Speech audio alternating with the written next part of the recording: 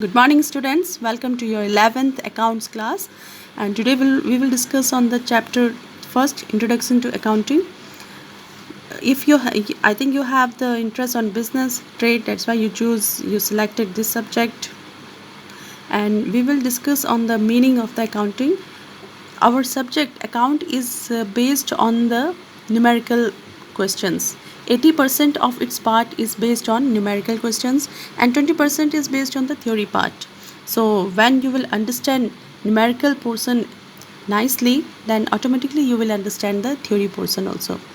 Okay, and now today in this video we will discuss about the meaning and benefits of the accounting. हम accounting के meaning और benefits पढ़ेंगे. First of all meaning.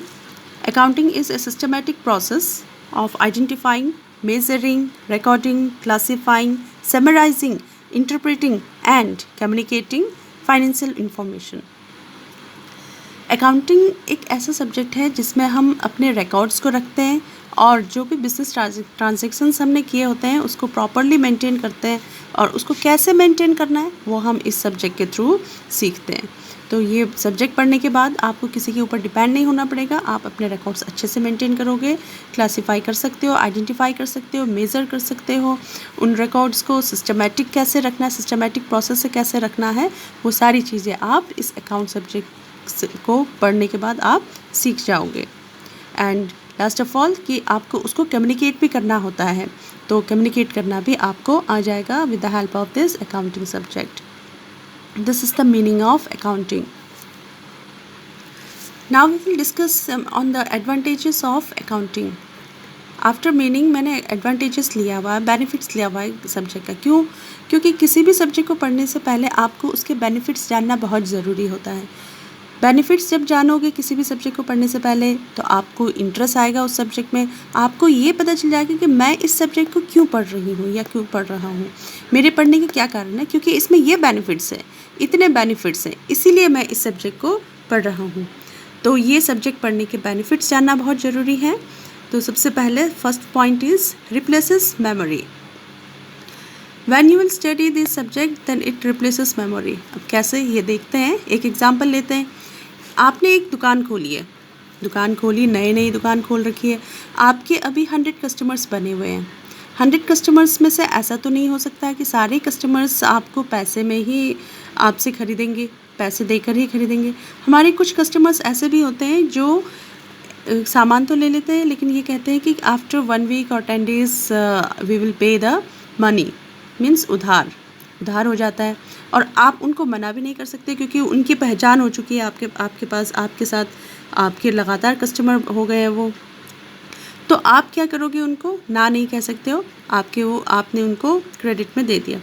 ऐसे अगर आपके 10-20 customers हो जाएंगे तो उनके जो अमाउंट है, उन्होंने जितने रुपए में उधार लिया हुआ है, सारे जो कस्टमर्स है वो कोई एक ही अमाउंट की तो उधार नहीं लेंगे कि एक कस्टमर ने 500 का सामान उधार लिया तो सारे आपके 10-20 कस्टमर्स है वो सारे 500 रुपये के ही उधार लेंगे. नहीं, कोई 500 का लेगा, कोई 100 रुपये का लेगा, कोई 1000 का लेगा, कोई 1500 का लेगा, कोई 50 रुपीज़ का लेगा. तो ये अमाउंट भी क्या है, डिफरेंस रहता है. साथ ही आपके कस्टमर्स ने कौन सा सामान लिया है ये भी डिफरेंस रहता है. तो आपको ये सारी चीज़ें अपने मेमोरी में रखना पॉसिबल नहीं होता है. तो इसके लिए आपको क्या करना पड़ेगा, एक डायरी मेंटेन करनी पड़ेगी. डायरी में सारे इंस्ट्रक्शंस लिखने पड़ेंगे कि आपने किस डेट को किस कस्टमर को क्या दिया हुआ है, कितने रुपए में दिया हुआ है. तो आपको क्या करना पड़ेगा, एक डायरी में रिकॉर्ड रखना पड़ेगा सिस्टमेटिक वे से, एक according to the date wise. तो आपको ये प्रॉब्लम नहीं होगी. तो मीन्स रिप्लेसेस मेमोरी. जब आपने रिकॉर्ड रख लिया तो आपको ये सब चीज़ें अपने मेमोरी में रिकॉर्ड करने की ज़रूरत नहीं होगी. तो ये हेल्प किया. क्या हेल्प हुआ आपको अकाउंट पढ़ने के बाद, कि रिप्लेसेस मेमोरी. आपको इतने सारे रिकॉर्ड्स अपने दिमाग में ही मेंटेन करने की ज़रूरत नहीं पड़ी. तो ये इसका सबसे फर्स्ट एडवांटेज है, बेनिफिट्स है. Now let's see the next advantage कि इस सब्जेक्ट को पढ़ने के बाद आपको क्या एडवांटेज मिलता है और क्या बेनिफिट्स मिलते हैं. फैसिलिटेट्स इन एसेटेनिंग प्रॉपर्टी. अब आपने दुकान खोली तो आपको उसकी प्रॉपर्टी कितनी है, उसके लॉस कितने हैं, प्रॉफिट कितने हो रहे हैं, इसमें कैपिटल कितने हैं, लायबिलिटीज़ कितनी है, इन सब प्रॉपर्टी के बारे में जानने की भी आपको क्या होगी, क्यूरियोसिटी होगी कि मुझे कितना प्रॉफिट हो रहा है, कितना लॉस हो रहा है। 6 महीने हो गए आपके शॉप खोले हुए, साल भर हो गए, तो आपको ये सब चीज़ें भी जानने की क्या है, क्यूरियोसिटी होगी। तो इसका पता कहाँ से चलेगा, जब आप रिकॉर्ड रखोगे। रिकॉर्ड ही नहीं रखोगे तो आपको कहाँ से पता चलेगा, कैसे पता चलेगा कि आपने कितना सामान आपने ले रखा है, कितना स्टॉक है आपके शॉप में, कितने कस्टमर्स हैं आपके, कितना प्रॉफिट हो रहा है आपको, कितना लॉस हो रहा है आपको। तो ये सारी चीज़ें आपको कब पता चलेगा, जब आप उसको लिखोगे, रिकॉर्ड मेंटेन करोगे, तभी तो आपको पता चलेगा। तो ये बेनिफिट्स आपका सेकंड बेनिफिट है अकाउंटिंग पढ़ने का। Now come to the next point, facilitates ascertaining position. अब पोजीशन, जब भी पोजीशन की बात आती है किसी बिज़नेस में, तो हर जो भी बिजनेसमैन है उनको हमेशा अपनी पोजीशन जानने की क्यूरियोसिटी रहती है, इच्छा रहती है। क्यों? क्योंकि जब तक पोजीशन नहीं पता चलेगा तो वो अपने ग्राफ को पता नहीं चल पाएगा कि उनका बिज़नेस ऊपर जा रहा है या नीचे जा रहा है। तो पोजीशन जानना बहुत ज़रूरी होता है। तो ये कैसे जानेंगे, ये भी जब रिकॉर्ड रखोगे तभी आपको पता चलेगा। आपके प्रॉफिट कितने हो रहे हैं, अब 1 मंथ का प्रॉफिट कितना हो रहा है, तो ये आप अपने दिमाग में तो नहीं रख सकते हो कि 1 मंथ का प्रॉफिट कितना हो रहा है, क्योंकि उसके लिए आपको अपने पूरे एक्सपेंसेस भी लिखने पड़ेंगे और आपको अपने पूरे जो प्रॉफिट हो रहे हैं वो भी लिखने पड़ेंगे। तो जब लिखोगे, टोटल करोगे, तब आपको पता चलेगा कितना हिसाब किताब हो रहा है टोटल में। अच्छा, आपको प्रॉफिट हो रहा है तो it means your business is going up, आपका बिज़नेस ऊपर जा रहा है। अगर आपका एक्सपेंस ज़्यादा हो रहा है तो it means your business is going down. तो ये पता करने के लिए आपको क्या करना पड़ेगा, रिकॉर्ड मेंटेन करने पड़ेंगे। जब आप रिकॉर्ड मेंटेन करोगे तो आपको ऑटोमेटिकली अपने पोजीशन का पता भी चल जाएगा टोटल करके। तो ये फैसिलिटी भी प्रोवाइड करता है कौन, accounting. Now come to the next point, facilitate settlement with legal required. अब आपके बिजनेस को प्रॉफिट हो रहा है तो आपको टैक्स वगैरह भी पे करना पड़ता है, सेल टैक्स पे करना पड़ता है, मीन्स आपको लीगल प्रोविजंस भी से भी गुजरना पड़ता है। तो इसके लिए आपको जैसे जीएसटी है, ये सारी टैक्सेस पे, आजकल जीएसटी लगा हुआ है आपका, गुड्स एंड सर्विस टैक्स, इसको पे करना पड़ेगा। इसको पे करने के लिए आपके पास कुछ रिकॉर्ड होना ज़रूरी है। अगर आप इसको पे नहीं करोगे तो क्या होगा, गवर्नमेंट आपको क्या कर सकती है, पेनल्टी भी भरवा सकती है, पनिशमेंट भी दे सकती है। तो इससे बचने के लिए आपको टैक्स पे करना पड़ेगा, और टैक्स पे करने के लिए आपको अपना प्रॉफिट जानना पड़ेगा। जब आप प्रॉफिट जानोगे, कैसे जानोगे, रिकॉर्ड रखा रहेगा, आपने प्रॉपरली अपना रिकॉर्ड मेंटेन किया हुआ होगा, आपने अपने प्रॉफिट और लॉस मेंटेन कर रखा होगा, एक्सपेंसेस आपने मेंटेन कर रखा होगा, इनकम आपने मेंटेन कर रखे होंगे, लिखे हुए होंगे, तभी तो आपको पता चलेगा कि हाँ मेरा प्रॉफिट हो रहा है। अब प्रॉफिट आपका इतना हो रहा है कि आप टैक्स के अंडर में आते हो, तो आपको टैक्स पे करना पड़ेगा। तो जब भी आपको कोई लीगल प्रोविजंस से गुजरना पड़ेगा तो वहाँ भी आपको ये रिकॉर्ड्स ही आपके काम आएंगे, और कुछ काम नहीं आएगा, ये रिकॉर्ड्स ही आपके काम आने वाले हैं। तो ये रिकॉर्ड्स रखने पर आपको जब भी चाहिए लीगल रिक्वायरमेंट, तो आप फटाफट अपनी डायरी लाओगे, देखोगे और जान जाओगे कि मुझे टैक्स पे करना है, कितना करना है, कैसे करना है। तो इसके लिए आपको किसी के ऊपर डिपेंड होने की ज़रूरत नहीं पड़ेगी, आप अकेले अपना काम कर सकते हो। कैसे कर सकते हो, क्योंकि आपने ये सब्जेक्ट पढ़ा, इसकी हेल्प से, अकाउंट सब्जेक्ट की हेल्प से आपको ये सारी नॉलेज मिलेगी और आप अपना काम आसानी से कर सकते हो, ईजिली कर सकते हो। Now come to the next point, evidence in court. अगर ऐसा होता है कि कोर्ट में कोई केस चल रहा है या कुछ है, या कोर्ट में एविडेंस देने की ज़रूरत है, यानी कि सबूत देने की ज़रूरत है, एविडेंस का मतलब सबूत होता है।